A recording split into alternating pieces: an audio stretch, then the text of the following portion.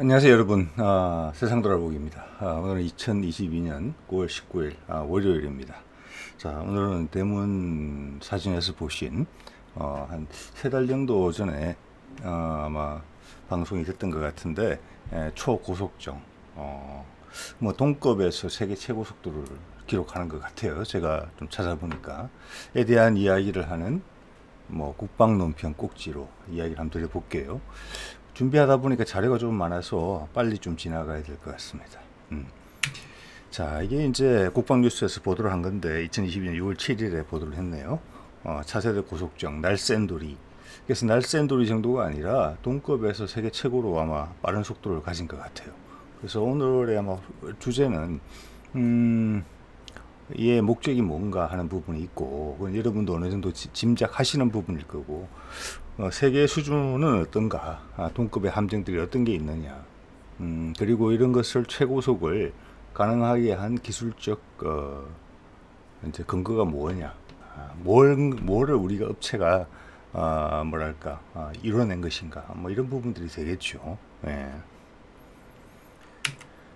자, 이게 이제 화면을 제가 캡처를 한 건데, 이게 이제 민군이죠. 민간 기업하고 군하고 의기투합해서 민간 기술을 빨리 받아들이겠다 해서 이제 게시가 된 거고, 그게 이제 잘 맞은 거죠. 마침 그런 기술 준비하고 있던 민간 업체에 군 관련 연구개발 예산이 들어갔다, 이렇게 봐야 되는 것 같아요.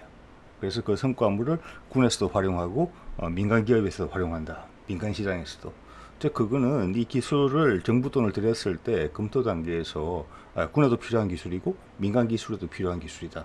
즉 우리나라 전체로 봐서 우리나라가 우리 이제 해군을 운용하는 데 있어서 이 기술이 필요하다. 그리고 민간 시장도 가능성이 있다. 이런 판단을 했다는 거죠. 자, 연안 경비를 비롯해서 침투와 수송, 전투 등 다양한 군사적 목적 활용. 아마 가장 큰 거는 제가 보기에는 그건 것 같아요. 북한의 고속 침투정의 속도가 계속 빨라지고 있어서 이제 50노트까지 올라가단 말이에요. 50노트면 아마 90km, 시속 90km 정도 될 거예요. 그래서 그거를 잡아야 되기 때문에 무조건 그거보다 빠른 함정이 우리가 필요한 거죠. 우리가 가진 가장 빠른 함정, 어느 정도 장거리를 항해할 수 있는 건 고무보트 말고, 그거는 이제 우리가 가지고 있는 참수리정하고 윤영하급 고속함, 이게 있죠. 그게 이제 한 40에서 44노트니까 북한이 이제 보유했다고 보여지는 게 50노트니까 못 따라가는 거죠. 예, 속도 차이가 이제 5노트 이상 차이가 나기 때문에. 일본에서도 이제 그런 사례가 있었죠. 북한 이제 선박이 비밀 이제 보트죠. 왔다 반잠수정 같은 거 왔다 갔는데 쫓다가 속도가 부족해서 못 쫓아간 그런 사례도 있고. 근데 우리는 이제 그것을 용납할 수 없다.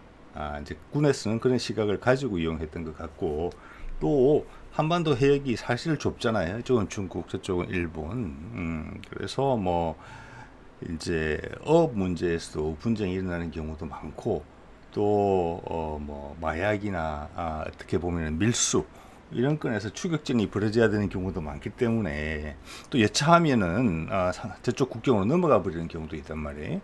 예, 가까우니까 서로 인접돼 있으니까. 그래서 경찰에서도 이런 수요가 있을 것 같다. 예. 당연히 적의 고속정을 충분히 따라갈 수 있으면, 거꾸로 이야기하면 우리가 공격 모드로 전환됐을 때는 우리가 침투하고 상대방이 우리를 쫓아올 수 없는 그런 이점도 당연히 있겠죠. 사람들이 이야기를 잘 안 해서 그렇지.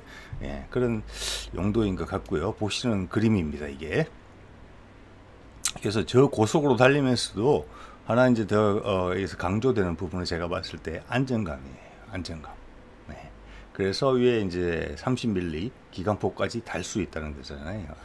그러니까 원격 무기를 단다는 거죠. 여기 RCW라고 하나, RCWS라고 하나요? RWS라고 하나요? 하여튼 뭐 그런 것을 달 수 있다는 것이죠. 지금 현재는 비무장 상태지요. 이 그림 전체적으로 봐서는 스웨덴에서 사브에서 개발해가지고 현재 이제 사브에 생산하고 있는 거죠. 전 세계적으로 유명한 그 CB90 보트 있죠. 그 보트랑 전체적인 규모는 비슷해요. 속도는 훨씬 빠르죠, 이게. 예. 자, 그러면서 이게 이유가 됐던 북한의 이제 스텔스 고속정이라고 돼 있네요. 이 21년 5월 YTN 보도인데 제가 캡처한 거예요. 이게 이제 초고속정을 국내에서 신속하게 개발하자라는 이유가 된 것으로 이제 보이죠. 그 자료 화면을 제가 캡처한 건데 이게 이제 군에서 제공한 사진인지 아니면 방송사에서 준비한 사진인지 모르겠어요. 군에서 보도해서 전달했을 가능성이 조금 커 보이는데 이 사진이 오류다, 이런 지적이 있었어요, 해외에서. 그렇다고 해서 북한에 뭐 초고속 고속정이 없다는 이야기가 아니에요. 세계의 어떤 새로운 뭐랄까 잠수함 수상 무기를 이게 추적하고 있는 외국 유튜버나 블로거에게 걸린 거죠. 어떻게 보면 이게 그 지적이에요. 이게 스툰이라는 사람이 지적한 건데, 우리 저기 뭐야 안창호급 배치2 뭐 모델도 내부 구조도 본인이 이제 예상도를 그리고 했던 사람으로 제가 기억이 나는데, 예전에 다룬 바가 있어서 이 배가 북한의 고속정이라고, 스텔스 고속정이라고 동영상이 제공된 이 배가 사실은 영국에 있는 메리 슬림 VSV다. VSV는 별거 아닙니다. 아주 날씬한 그런 배다. 고속정이라는 뜻이죠. 그 글입니다. 그것을 약간 북한 것처럼 좀 화면을 흐리게 처리해서 사용한 거다. 이건 오류다. 그렇게 지적한 바가 있어요. 그 이야기를 하고 있는 내용입니다. 그래서 그 실제 모습은 이런 거예요. 메리 슬림 SVS라고 길이가 22.5m. 우리 요번에 소개된 고속정이 한 20m죠. 비슷해요. 15톤급이고 우리 거는 지금 20톤급으로 되어 있어요. 그리고 1650마력짜리 워터젯을 달고 있다. 저 마력으로 따지면 우리는 1500마력짜리 3개를 가지고 있거든요. 디젤 엔진을. 워터젯은 아니고. 그래서 마력으로 따지면 4500마력이에요. 어마어마한 마력이에요. 크기에 비해서. 그래서 이거는 이제 속도가 최고 시속이 80km고 우리 거는 111km가 나온다는 거죠. 그래서 이런 오류를 범했다. 이거는 군이든 방송사든 잘못된 것이다. 모르겠어요. 시정에 대해서 뭐 사과의 말을 했는지까지는. 영국 배를 북한 배로 둔갑시켰던 사례가 있었다는 거죠. 실물은 좀 전에 그 문제를 제기해서 지적했던 사람이 실물을 파악한 내용이 이거예요. 이게 보니까 크기가 여러 가지가 있어요. 침투정에. 그래서 현재 보여드리는 것은, 보시고 계신 거는 여기 HI 수톤이라고 되어 있죠. 수톤 이름이에요. 여기 가시면 볼 수 있어요. 32m짜리 아주 큰 거예요. 모양도 비슷하죠. 그래서 뭐 고속정이기 때문에 비쌀 수밖에 없다고 봅니다. 여기 보면은 길이가 저 정도고, 빔이라고 하는 것은 폭이에요. 해군 관심 있으신 분들은 알아놓으실 만한 단어예요. 딴 데서는 잘 안 쓰고 함정용으로만 사용되는 용어예요. 폭이란 뜻이고, 선폭. 스피드는 50노트인 것으로 보도가 좀 되고 있는데, 50노트면 92.6km예요. 시속 약 100km 가까이 달리는 거예요. 이걸 잡아야 된다는 거죠. 작은 애들은 더 빠를 수도 있어요. 자, 이게 좀 무장을 보면은 이게 제법 큰 배예요. 32m짜리니까. 그래서 무장을 보면은 어뢰를 2발 달 수 있고, 그리고 로켓포를 24연장짜리를 3개를 달 수 있어요. 그리고 뭐 휴대용 대공 미사일도 달 수 있다. 이거가 사실 실제 모습이에요. 여기에 대한 대응으로 우리 초고속정이 나온 거라고 봐야 되는 거죠. 우선적으로는. 자, 이게 이제 우리 고속정이 정박되어 있는 모습이고, 연구 개발돼서 이제 시제품 정도 되겠죠. 이게 보면은 20톤 정도 되는 거예요. 그래서 이게 아까 말씀드린 1290 2급에 딱 맞는 크기예요. 가장 표준화된 크기예요. 속도도 어느 정도 낼 수 있고, 작을수록 속도 유리하겠죠. 속도도 낼 수 있고, 대신 너무 작아가지고 어느 정도 뭐 장거리를 가는데 제한율이 없어야 되고, 또 해병이나 병력이 완전 무장한 채로 군장을 가지고 1개 분대 이상은 탑승할 수 있어야 되거든요. 어디 투입을 해야 되는 거니까. 그리고 또 위에 우리도 지금 30mm 기관포를 이야기 하잖아요. 그래서 그런 무장을 할 수 있는, 그러면 그런 가장 작은 형태, 그게 20톤급이고 길이로는 한 20m 정도 되는 이 급인 것 같아요. 그래서 1290급이죠, 딱. 우리 이제 무장에 대한 이야기는 무장을 한다면이라는 전제가 필요하죠. 아직 본격적으로 채택된 건 아니니까. 그렇지만 관심이 있어서 빨리 개발한 건 맞죠. 이렇게 될 가능성이 높다고 봐야 되겠죠. 30mm 원격 무기 체계가 있고, 7.62mm 기관총을 2개, 그리고 뒤에는 비궁 로켓 있죠. 유도 로켓이나 립보트라고 그래가지고 고무보트 있죠. 침투할 때 쓰는 그거를 장착할 수 있다. 공간이 있다. 뭐 이런 거예요. 자, 주요 재원을 보면은 이게 이제 화면에서 캡처한 건데 길이가 약 20m, 폭 아까 빔이라고 했으니까 4m. 예. 자, 돼 있고 최대 속도가 60노트예요. 60노트인데 아까 북한 것이 기억하시죠? 50노트였죠. 예, 10노트가 빨라요. 자, 이번 기회에 헷갈리는 부분을 좀 명확히 해놓는 게 필요할 것 같아요. 노트라는 표현이 있는데 이게 우리말로 해서는 헬이거든요. 해상의 마일이에요. 예, 해상의 1, 2 뭐 이런 뜻인데 이게 조금 이제 도량형이 헷갈리는 것이 미국하고 영국에서만 쓰고 있죠. 그 마일이라는 거는 육상에서는 1.6099km예요. 즉 1.61km 정도 돼요. 네. 우리 야구 MLB 야구 보면 표시되어 있죠. 100마일 투수가 100마일은 상당히 빨리 던지는 거죠. 그 161km예요. 시속으로 따지면. 예. 다음 헬이라고 있는데 이거 노티칼 마일이라고도 해요. 노티칼 마일이라고. 해상 마일이라는 뜻이죠. 이걸 노트라고 그러죠. KNOT라고. 예. 그거는 또 길어요. 1.852km예요. 그래서 1마일보다 좀 길어요. 그걸 염두에 두셔야 돼요. 그래서 60노트라고 말할 때는 60에다가 1.851을 곱하면 돼요. 그래서 111km가 나오는 겁니다. 시속이. 자, 탑승인은 12명이 되어 있죠. 승무원 빼고 1개 분대의 병력이 탑승할 수 있어요. 그리고 잠깐 휴식을 취할 수 있고 그들 장비를 모아놓을 수 있는 공간이 있어요. 네.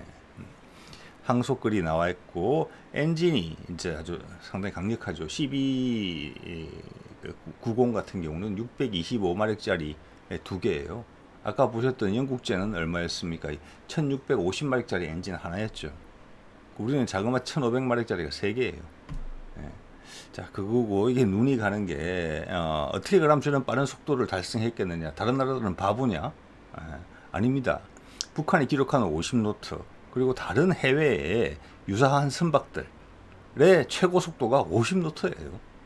좀 이따 자료 보여드리겠습니다만은 그들이 50노트로 뭐 약속을 하고 50노트를 하는 게 아니에요. 50노트 이상 올리고 싶겠죠. 빠르면 빠를수록 좋죠. 상대방이 나를 못 따라오는데 바다에서. 예. 그런데 기술적 한계가 있기 때문에 그런 거예요. 그래서 이번에 우리가 소개한 업체 이름은 우리 해양기술이에요. 군과 같이 개발한 이것은 그것을 극복했다는 데 큰 의미가 있는 거거든요. 그럼 어떻게 극복했는데 기존 기술의 한계는 무엇이기 때문에 50노트를 못 넘냐 이거죠. 자, 그래서 여기서는 단순하게 초고속 추진 시스템 이렇게 되어 있어요. 그래서 후반부에 대해서는 여기에 대해서 좀 더 제가 알아보려고 해요. 자, 뉴스의 한 장면이고 속도가 이제 배를 이제 만드는 과정이고 FRP 같은 걸로 만드는 것 같아요. 금속 재료는 아니에요. 그래서 가벼워요. 가볍고 여기에 이제 우리 해양기술의 대표이사가 한 언급이 여기 있어요. 자, 고속정 제작에서 물론 스피드보트나 뭐 슈퍼 스피드보트 이런 거는 뭐 시속 200km 이상 나오는 것도 있어요. 그렇지만 그건 작고 가벼운 거 특수한 목적이잖아요. 이런 군용으로 쓰는 거 20톤급 그리고 길이가 20m 이상 되는 급에서는 이라는 조건이 괄호안에 있는 것입니다. 60노트는 꿈의 숫자다 이렇게 되어 있지요. 60노트는 60노트 이상을 넘어가는 배를 설계하거나 건조할 수 있는 능력을 보유한 곳이 없다 이렇게 이야기를 해요. 그래서 이 방송만 볼 때는 좀 자랑인가? 뭐 이런 생각이 들었거든요. 그러면서 자료 조사를 좀 해보니까 이 대표이사가 한 말이 허언은 아니었어요. 여기에 기술 고문으로 와 있는 사람이 영국 사람이 하나 있어요. 그 사람이 이 추진 기술에 대한 그리고 선체 제작에 대한 어떤 노하우를 가지고 있는 사람인데 그 사람이 이 우리 해양 기술과 인연이 됐던 것 같아요. 이거는 제 추정입니다. 자, 그럼 볼까요? 어떤 이제 인터넷 유튜브 사이트에서 가져온 건데 가장 빠른 페트롤 보트 세계에서 12개 해가지고 했는데 제가 1등부터 4등까지 볼게요. 1등이 보면은 이스라엘 제품이에요. 1등이 이스라엘이고 2등이 러시아고 3등도 보면은 이스라엘이에요. 이건 뭘? 4등도 러시아네요. 러시아 2대, 이스라엘 2대예요. 여기에 보면 러시아가 그런 수요가 있다라는 거죠. 우리하고 비슷한 여건이라는 거예요. 옆에 적대적인 국가가 많고 기습 타격, 치고 빠지기 이런 거의 사례가 빈번한 곳이라는 거죠. 그래서 압도적인 속도를 가진 함선에 대한 개발 수요가 있다는 것이죠. 그래서 두 척이나 자리매김했고 가장 빠른 것이 52노트예요. 길이도 저건 좀 크죠. 25m. 그 다음 러시아 거는 CB90하고 상당히 유사하죠. 길이 17m, 속도 50. 3등은 길이 29m. 약간 이스라엘제는 살짝 대형이에요. 그렇지만 우리 참수리 것만큼 큰 건 아니에요. 우리가 오늘 소개해드리는 우리 초고속정이 20m라는 걸 염두에 두셔야 돼요. 북한 것이 아까 30m가 넘는 게 있었죠. 사진을 보여드린 것은 거기도 10m짜리부터 32m짜리까지 목표에 따라 다양한 크기를 사용하는 것 같아요. 이스라엘은 이 하순위에도 더 있습니다. 자, 그 다음 여기 밑에 러시아 것은 상당히 좀 크네요. 35m. 우리 참수리 것은 40m가 넘어요. 자, 그렇게 참고하시면 될 것 같고, 속도가 전부 다 이게 50노트죠. 50노트는 93km로 되어 있어요. 최고속 52노트, 96. 우리는 지금 60노트 얘기하거든요. 제가 봤을 때 그냥 60노트가 아니고 60노트 플러스예요.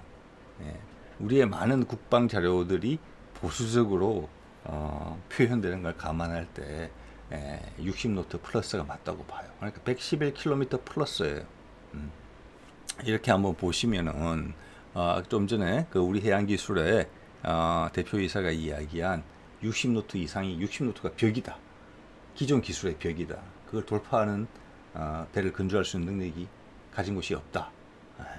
이 급에서 그게 확인이 되는 그런 슬라이드라고 저는 봅니다. 자, 우리가 이제 익히 많이 알고 있는 그 성공적인 스웨덴의 사브가 제작하고 있는 CB90을 볼게요. 15.9m예요. 폭은 3.8m. 우리가 오늘 본 우리의 초고속정보다는 살짝 작아요. 우리는 20m고 폭은 4m거든요. 속도는 이제 여기서 킬로미터로 썼습니다. 74km니까 우리하고 40km 이상 차이가 나요. 40km 정도 차이가 나요. 이거 여러 용도로 사용되고 있죠. CB90은. 여기 아마 탈 수 있는 인원도 지금 우리 거랑 좀 비슷한 것 같아요. 그래서 우리는 CB90 용도로 우리 함선을 그대로 활용할 수 있을 거라고 저는 봐줘요. 향후 디자인도 좀 바뀔 수 있겠죠. 사람이 타고 내리는 게 앞으로 타고 내려야 되면은 그런 부분들 뭐 방탄화 이런 것도 적용이 되겠죠. 단지 속도가 좀 더 빠른 버전이다. 이렇게 저는 이해가 돼요. 여기에 들어가는 엔진은 625마력짜리 두 개예요. 엔진 힘에서 차이가 너무 나죠. 말씀드린 것처럼 우리 초고속정은 1500마력짜리 3개예요. 2개도 아니고. 이거는 합이 1250마력인데 우리는 4500마력이니까 힘 차이가 그만큼 많이 나는 거죠. 여기서는.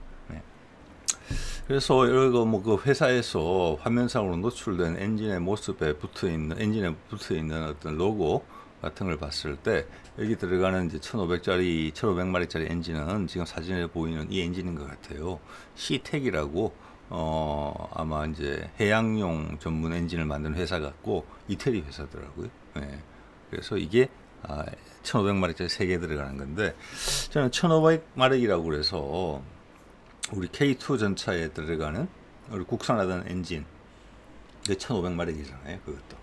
그래서 그거를 혹시 좀 해양용으로 바꿔서 썼나 했는데 그건 아니었습니다. 자, 그러면 본격적으로 이렇게 고속이 가능한 게 어떻게 가능하냐? 기존의 배들은 왜 그 한계를 못 넘고 있느냐? 그 한계가 무엇이냐? 여기에 대한 이야기를 좀 해봐야 되겠죠. 여러분도 들어보신 분 있으실 거예요. 공동현상이라는 거. 아마 저 같은 경우는 초공동의뢰에서 처음으로 그 공동현상이라는 이름을 들어본 것 같아요. 기포를 만들어서 기포를 계속 발생시켜서 물속에서 의뢰가 사실은 공기 중을 나르는 것처럼 빠른 속도로 간다. 그게 초공동의뢰잖아요. 마하 1, 마하 2 속도로 간다는 거. 그 공동현상이 나오는 게 그거는 초공동현상이고 공동현상 때문에 그런 겁니다. 이게 보시면 스크류가 도는데 기포가 발생하는 게 보이죠. 자, 이게 압력차 때문에 생긴다고 해요. 그래서 저 기포가 어떻게 보면 증발하는 것인데 여러 가지 설명이 있어요. 저는 뭐 당연히 전문가가 아니기 때문에 상식선에서 말씀드리겠습니다. 과학적 사실과는 달라요. 다를 수 있어요. 저 기포가 발생을 하고 저 기포가 금속 표면과 딱 부딪힐 때 제트 현상이 발생을 한대요. 즉 그 말은 강한 충격으로 스크류를 때린다는 거죠. 그래서 그때 소음이 크게 나고 스크류를 상처를 주는 거죠. 밑에 그림 보이죠? 스크류 상한 거. 예. 그렇기 때문에 이거는 초공동 의뢰 이전에도 우리가 이것을 반드시 해양 기술에서는 피해야만 되는 부분이었어요. 왜냐, 이렇게 하면 효율을 떨어뜨리죠. 예. 그리고 수명이 짧아지죠. 그리고 무엇보다 해양용 군사 무기에 있어서는 함선이든 수상함이든 잠수함이든 이게 기포가 발생함으로 딱딱 큰 속도로 부딪히는 거잖아요. 많은 저주파가 나와요. 예. 그래서 음파를 발생시킵니다. 예. 조용해야 되는데 우리는 스텔스에 역행하는 거예요. 그래서 잠수함 다 공개되더라도 스크류 쪽은 이렇게 감춰놓는 경우가 대부분이잖아요. 그 스크류가 기술이에요. 이런 현상을 최소화하기 위해서 하는 거거든요. 예. 그래서 이것이 현재 이 고속정급에서 60노트가 한계인 가장 큰 이유로 되어 있어요. 이 현상은 일반적인 스크류에서 발생하고 또 우리 고속중에서 많이 쓰이는 우리 윤영하함이나 또 참수리급에도 다 워터젯을 쓰잖아요. 워터젯이라는 게 스크류가 내재된 거예요, 관에. 그래서 배 밑으로부터 넓은 면적으로 물을 빨아들여서 그걸 좁은 관으로 가운데 프로펠러가 들어있어서 바람개비예요. 그 바람개비에 동력이 달려있는 거죠. 그 좁은 공간으로 강하게 뿜는 거예요. 그게 워터젯이죠. 고속을 낼 수 있고 방향전환도 쉬워요. 특히 우리가 그것을 선호하는 것은 우리가 양식장이 많기 때문에 스크류가 밖으로 노출되어 있지 않다. 그렇다고 안 걸리는 건 아니에요. 그렇지만 훨씬 위험도가 떨어지죠. 거기서 낮은 그런 이제 부유물이 많은 곳에서도 쉽게 활용이 가능하다는 측면에서 워터젯을 그런 함선에 사용하지만 그 워터젯도 물속에 있기 때문에 안에 그 프로펠러, 바람개비, 그걸 임펠러라고 그러죠. 그 임펠러에서 공동현상이 또 생깁니다. 그래서 이런 현상이 똑같이 발생해요. 그래서 워터젯도 이 상황에서 이런 공동현상에서 자유로울 수 전혀 없다는 거예요. 자, 그렇기 때문에 이 기술을 뛰어넘는 새로운 기술이 필요하다는 거죠. 그런 것들이 우리가 세상에 없던 새로운 기술을 만든 건 아닌 것 같아요. 제가 보니까 그런 여러 가지 시도들이 있었는데 그 시도를 물건으로 만들어낸 거죠. 실험적으로 고민되던 부분들을 실용화 시키려고 우리가 노력한 거죠. 그 완성도는 조금 두고 봐야 되겠죠. 그렇지만 어느 정도 초기 ROC 정도는 군 요구 조건 정도는 만족을 시켰기 때문에 시제품이 나오고 국방 뉴스에서 좀 공개를 했다고 생각해요. 그렇기 때문에 큰 성과라고 이야기하고 싶은 것이죠. 예. 자, 공동현상에 대한 말씀을 드렸는데 이 공동현상을 거꾸로 이용하면 우리가 물을 강하게 뿜어서 뭐 금속을 절삭하기도 하고, 안경 끼시는 분들은 그런 경험 해보셨을 거예요. 안경점에 가서 안경 청소해 주잖아요. 이렇게 하면 물속에 담그는 경우가 있어요. 그 초음파로 물을 떨게 해서 깨끗하게 물 떼내는 거거든요. 예. 그거는 공동현상 이것을 아주 긍정적인 방향으로 활용한 거예요. 대신 이 이제 함정의 스크류는 그 공동 현상을 줄이기 위해서 노력하는 게 결국 그 공동 현상을 극대화해서 활용한 것은 또 아까 말씀드린 초공동의뢰. 우리도 연구 중인 것 같아요. 아시는 분은 다 아실 겁니다.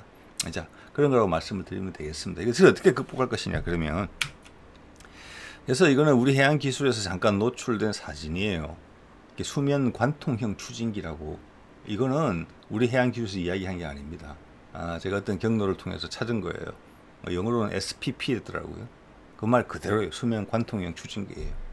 여기 보시면은 이 세 개가 달려 있고, 각각의 프로펠러 모양이 조금 다른 걸 아실 거예요. 그렇게 그 선이 좀 부드럽지가 못해서 이게 있고, 여기 각각 1500마리짜리 엔진 달려 있는데, 저는 처음에 이게 고속이라고 하길래 당연히 워터젯인 줄 알았어요. 그리고 또 우리가 그런 제한준이 있잖아요. 스크류가 걸릴 수 있기 때문에.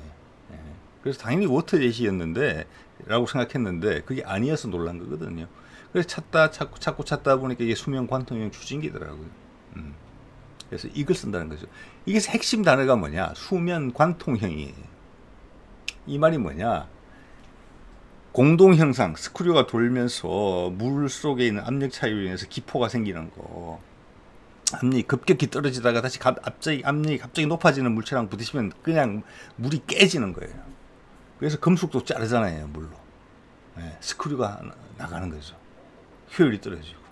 뭐 여러 가지 불편한 점이 많겠죠, 제가 봤을 때는. 그래서 그걸 극복하기 위해서 이 수면 관통형 추진기는 뭐냐면, 프로펠러가 이게 스크류가 회전할 때 그 일부분이 항상 공기 중으로 노출되게 만들어요. 아주 빠른 속도로 돌겠지만 공기에 나갔다가 다시 물속으로 들어오고, 공기에 나갔다가 물속으로 들어오고, 이런 상황이에요. 그러므로 해서 물속에서 압력차로 인해서 기포가 생기는 것을 최소화시키는 기술이에요. 거기에 대한 시도는 많이 있어 왔었어요. 그래서 그거는 검증이 되는 이야기라고 봐요. 그거를 보셔야 돼요. 그래서 그것을 실행하는 문제에 있었던 것이죠. 이제 워터젯도 보면은 속도가 아주 빨라지면은 선수가 들려요, 앞머리가. 그러면 워터젯이 높낮이를 조정하거든요, 이렇게. 그래서 선수가 어느 정도 안정되게. 그래서 이게 수면 관통형 추진기는 뭐냐, 이 역할을 발휘하려면 고속일 때 그래야 될 거 아니에요. 고속이고 파도가 칠 때도 있고, 물이 잔잔할 때도 있고, 그 상황에서 항상 스크류의 일정 부분이 물 바깥으로 나와 있어야 되는 거예요. 그러면서 속도는 속도대로 내야 되고, 배는 안정성을 또 유지해야 되는 거잖아요. 30mm 폭까지 장착하는 마당에. 그래서 그 부분을 제어하는 부분이 상당히 기술적 난관이 있고 어려움이 있는 부분이다라고까지 제가 파악이 됐어요. 그래서 그 부분에 대해서 어느 정도 극복이 됐기 때문에 제가 봐서는 컴퓨터 제어 이런 게 들어갔을 것 같아요. 모델링 같은 거 많이 했을 것 같아요. 많은 대학들에서 국방 관련 연구 분야에 참여할 때 많이 하는 부분이 바로 그 부분이거든요. 그래서 그런 부분에서 좀 혜택을 받은 게 아닌가라고 조심스럽게 추정해 봅니다. 그래서 이게 찾다가 보니까 실제 그림이 있더라고요. 이게 수면 관통형 추진기 실제 모습이에요. 이게 우리 해양 기술 것이 아니고 외국에서 실험적으로 만들어 본 거예요.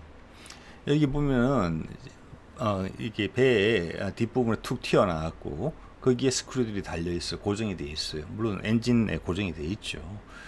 그래서 이 전체가 아까 말씀드렸죠, 배의 속도에 따라서 해수면이 바뀌는 거잖아요.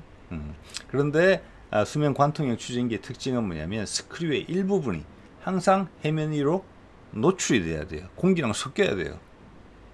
그래야지 공동화 현상을 최소화할 수 있는 거거든요. 고속을 내기 위해서 그게 필요하다는 거잖아요. 50노트 이상을 내기 위해서는. 그래서 지금 보이는 사례 같은 경우는 위에 있는 판이, 그리고 그 밑에 스크류가 고정이 되어 있어요, 두 개가. 이 자체가 내려갔다 올라갔다 이렇게 하는 거예요. 자, 그것을 속도와 선해와 또 해상 컨디션에 따라서 적절하게 항상 유지하는 거, 그 부분이 어려운 기술이었다라는 부분이었는데 그 부분을 극복했기 때문에 시제품이 나오고 국방뉴스에서 성공적인 것으로 보도를 했지 않았느냐라는 게 제 생각이라는 말씀을 드린 겁니다. 네. 자, 그래서 향후 전망을 보면은 이게 이제 또 정권이 바뀌고 그렇기 때문에 또 해양 관련 투자를 많이 줄여요. 특히나 해군의 전력 강화 부분을. 그 대표적인 것이 지금 항공모함이 있고, 그 다음 보니까 한국형 FFX3 사업도 조금 예산이 빠진 것 같아요. 그리고 그 외에 초계기 사업 같은 거, 주변국하고 특히 일본과의 어떤 유화책이라고 봐져요. 자, 그런 부분들에서 좀 해군 전력화의 타격을 받고 있는 부분인데 혹시 그런 거에 같이 휩쓸리지 않을까, 이런 우려가 좀 되긴 해요. 그렇지만 향후 이게 이제 무인화까지 된다면 상당히 강력한 그게 될 것 같아요. 위험 지역에 투입을 하는데 무인 상태에서 투입을 할 수 있겠다는 거죠. 상대방은 유인이고 나는 무인이고, 상대방 고속정에 탄 사람은 우리 로봇하고 싸워야 되는 거예요. 속도도 엄청나게 빠른 로봇가 자기를 확 다가와서 어떻게 해버리는 거예요. 거기다 아무리 공격을 해봤자 그쪽에는 아무도 타고 있지 않은 거예요, 사람은. 자, 그런 상황으로 진행이 될 수 있고, 무인 함정, 그것도 군집 무인 함정 이용하는 여러 가지 방식에 대한 이야기들은 이미 연구 개발 과제에서 많이 볼 수가 있었습니다. 자, 그리고 또 하나는 아까 말씀드릴 때 북한의 그 스텔스 고속정 같은 경우도 10m급에서 32m, 34m급까지 지금 파악이 되거든요. 여러 종류가.